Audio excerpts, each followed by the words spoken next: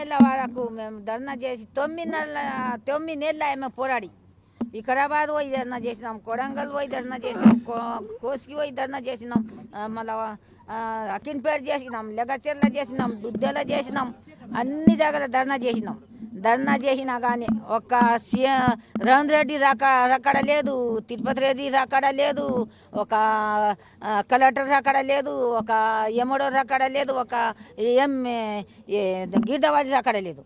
నిన్న మొన్నటి నుంచి కలెక్టర్ వస్తే గన్మెన్ తీసుకొని ఐడెన్ కార్డ్ వేసుకొని అన్నీ వేసుకొని ఒక 4 పోలీసు వాళ్ళని తీసుకొని వస్తాడు. అగ్రంగా పూరా మన బట్టలు వేసుకొని వచ్చిండు.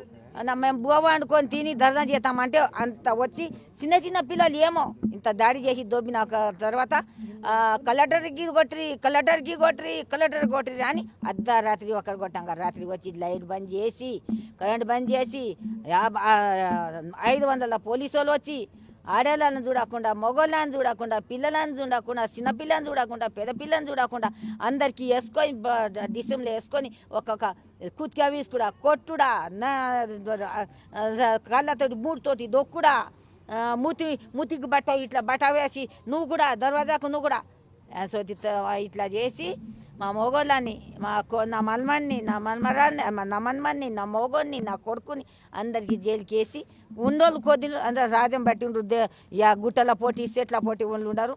ఆడోళ్ళ కానీ మా తండా పూర ఖాళీ ఉండేది, ఒక్క మనిషి లేదు తండలా. ఇస్తోది మా రేవంత్ రెడ్డి 400 పెన్షన్లు ఇస్తున్నానని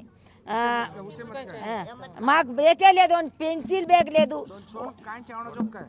పెన్సిల్ బేకు లేదు, మాకు రుణం మాకు బేక్ లేదు.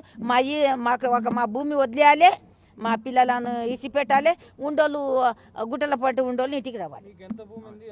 నాది 8 ఎకరాలు మొత్తం భూమి పోతుండదు. 8 ఎకరాలు ఉండదు నాకు. 8 ఎకరాలు ఒక్క సంచెడు కూడా మిగులుతలేదు. 3 ఇండ్లు కట్టిన పెద్ద సెరాపేసి 3 ఇండ్లు గింత ఒక ఇల్లు గింత ఒక రూమ్ కూడా మిగులుతలేదు. ఏం చేయాలి?